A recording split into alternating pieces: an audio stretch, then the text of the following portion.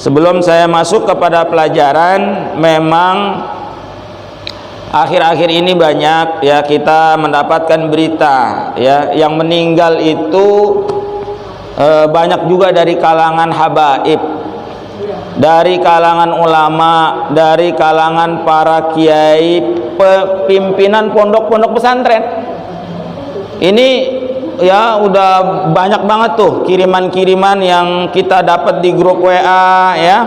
Itu Masya Allah ya, luar biasa. Memang ada yang dia positif COVID, kemudian dirawat, ada penyakitnya bawaan, ya ada yang meninggal karena itu. Tapi ada juga yang COVID-nya udah negatif. COVID-nya udah negatif, tapi karena penyakit bawaannya itu parah, kemudian dia kambuh lagi, masih di rumah sakit tuh. Akhirnya ya innalillahi juga. Seperti Syekh Ali Jabir. Ya, Syekh Ali Jabir yang meninggal pada tanggal 14 Januari kemarin ya, itu memang COVID dia. Beliau COVID. Tapi setelah dirawat di Yarsi kalau nggak salah, di Cempaka Putih, itu sudah dinyatakan negatif. COVID-nya sudah dinyatakan negatif, tapi masih dirawat di rumah sakit. Selang berapa hari, 1-2 hari dari itu, ya Allah a'lam, Allah yang maha berkehendak, paginya kritis. Paginya kritis, masuk selang apa segala macam impusan, karena kritis lagi. Tadinya udah sehat, alhamdulillah, udah pulih gitu. Karena beliau juga kan ngabarin tuh ya, ngabarin lewat WA, lewat video-video pendek beliau itu ngabarin bahwa beliau itu udah pulih gitu, udah lebih baik gitu kondisinya. Ya Allah berkehendak lain, ternyata beliau tiba-tiba kambuh lagi penyakitnya. Ya, kambuh lagi penyakitnya. Pagi-paginya hari Kamis itu kritis ya. Jam 9 pagi beliau dipanggil oleh Allah Subhanahu wa taala. Ada lagi besok harinya ya Sayyidul Walid Al Habib Ali bin Abdurrahman Asgab ya, Habib Ali bin Abdurrahman Asgaf yang di Tebet ya, tempat kediaman dan majelis beliau. Salah satu juga dari guru Habib Rizik Syihab yang kemarin maulid itu, kan ada tuh ya videonya maulid beliau di Tebet dengan ribuan jamaah yang hadir. Kemudian Habib Rizik setelah pulang berapa hari, 2-3 hari ada di Indonesia, beliau hadir tuh di situ di maulid beliau ya. Kemudian baru ada acara di Petamburan kan begitu. Nah itu beliau memang sudah duduk di kursi waktu itu ya, karena memang sudah sakit beliau, dan beliau dirawat di salah satu rumah sakit di Purwakarta, meninggalnya di sana beliau. Nah ini luar biasa ya, tapi negatif ya, negatif COVID-nya. Kalau positif biasanya nggak bisa dibawa pulang kan begitu. Kan dikuburnya juga di Tebet juga beliau. Ya seperti Syekh Ali Jabir juga dikuburnya di Tangerang kalau nggak salah, di pesantrennya Yusuf Mansur ya, di pesantren Yusuf Mansur. Nah ini pertanda apa sungguhnya ya, memang ini memang sudah akhir zaman ya, dunia ini sudah tua, sudah berada di akhir-akhir zaman ya. Tanda daripada salah satu ya datangnya hari kiamat, tanda-tanda akhir zaman itu banyaknya ulama, para kiai, para habaib, orang-orang alim itu dipanggil oleh Allah Subhanahu wa taala. Jadi ilmu oleh Allah diangkat dari kehidupan manusia, itu bukan dicabut dari hati orang-orang yang punya ilmu, bukan dicabut dari pikiran dari orang-orang yang punya ilmu, bukan. Tetapi Allah mencabut ilmu itu dengan apa? Dengan cara mewafatkan para ulama, orang-orang yang ahli ilmu. Tuh, jadi memang ini tanda-tanda akhir zaman. Nah, kemudian apa setelah itu? Manusia bertanya, kemudian mengadukan suatu perkara masalah agama kepada siapa? Kepada orang yang bodoh. Kepada orang yang bodoh. Jadi orang yang bodoh itu kemudian apa? Dia mengeluarkan fatwa ataupun ajaran kepada manusia yang ada pada saat itu, sehingga apa? Kata Nabi, mereka itu sungguhnya sesat dan menyesatkan. Jadi hati-hati ya, memang nanti di akhir zaman seperti itu.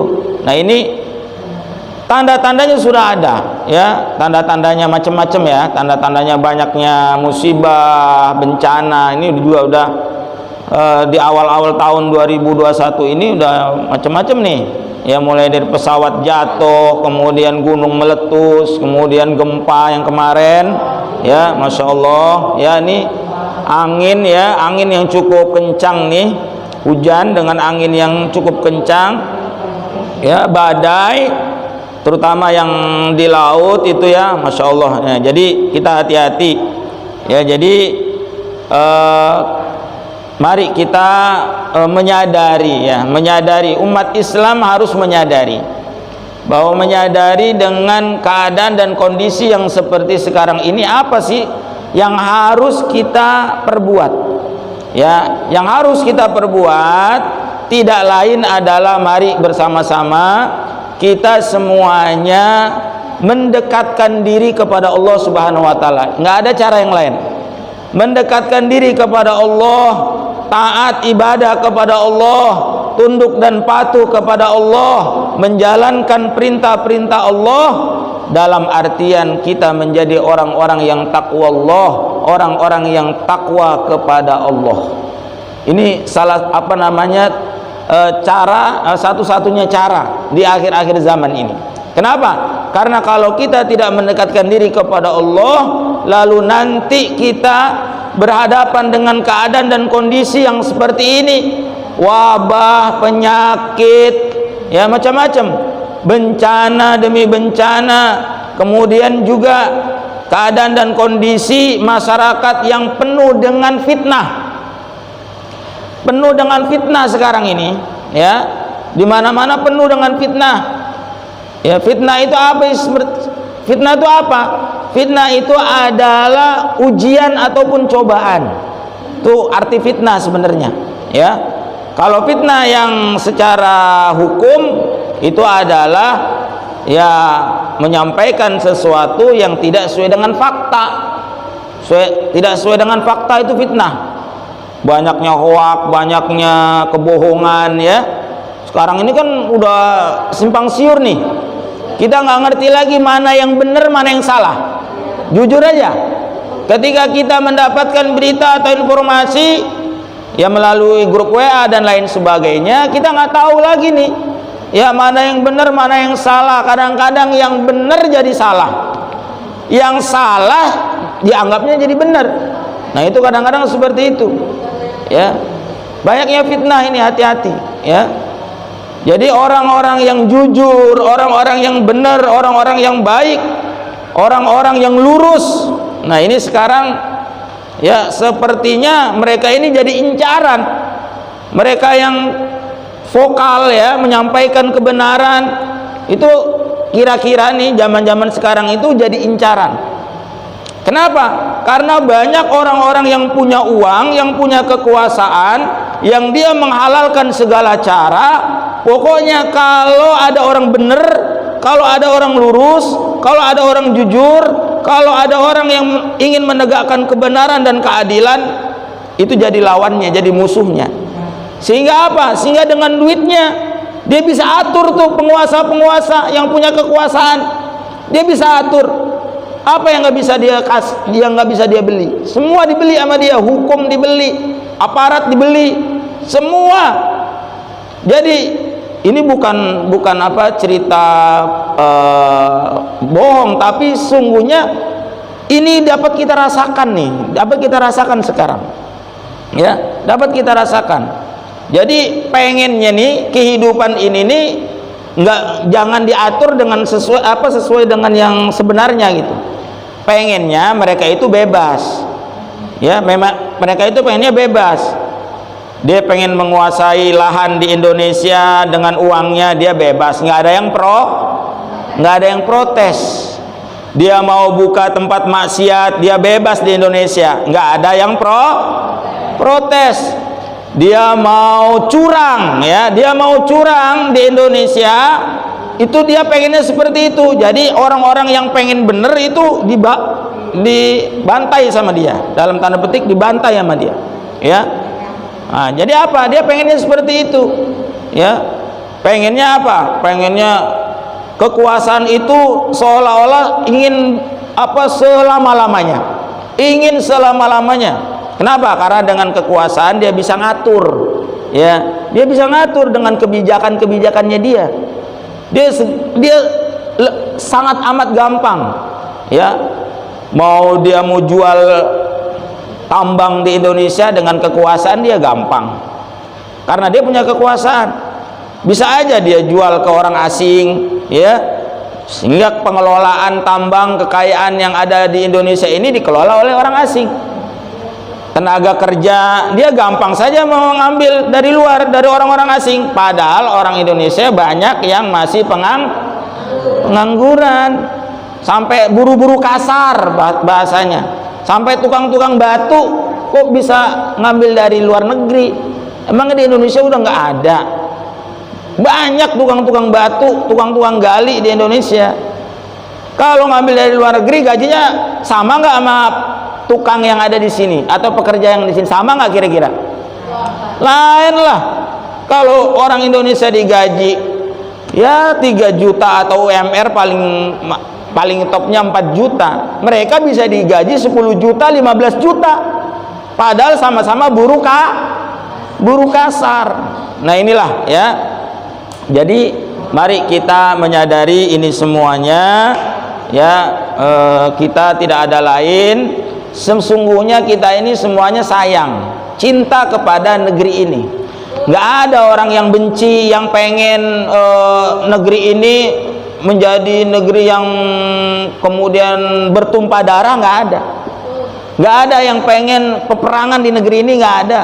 Semuanya sama-sama sayang kepada negeri ini, ya, cuman caranya beda-beda, ya. Kalau ulama, kalau habaib, kalau pejuang-pejuang agama, ya tentu pengennya apa? Di Indonesia ini ditegakkan yang namanya amar ma'ruf nahi mungkar. Amar ma'ruf itu apa? Mengajak orang kepada kebaikan. Nahi mungkar apa? Mencegah daripada kemungkaran. Kemungkaran itu apa? Sesuatu perbuatan yang tidak diridhoi oleh Allah, termasuk maksiat, muharramat, mungkarat, itu termasuk di situ. Makanya kalau ada umpama ulama yang vokal, ya, kemudian ada tempat maksiat di mana dia vokal, itu sesungguhnya dia bukan benci sama negara ini, bukan. Justru karena dia sayang kepada negara ini. Pengennya apa?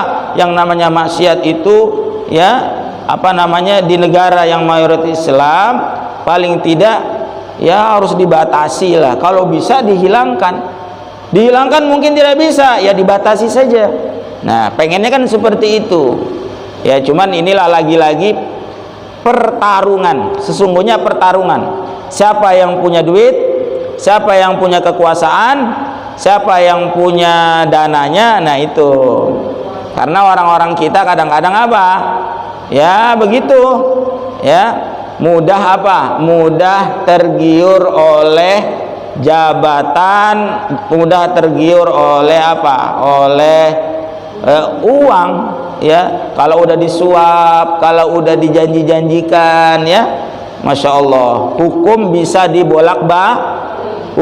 dibolak-balik, yang benar bisa salah, yang salah terlihat seolah-olah benar. Nah ibu-ibu sekalian, barangkali ya itu saya sampaikan, ya. Mudah-mudahan, ya, kita tidak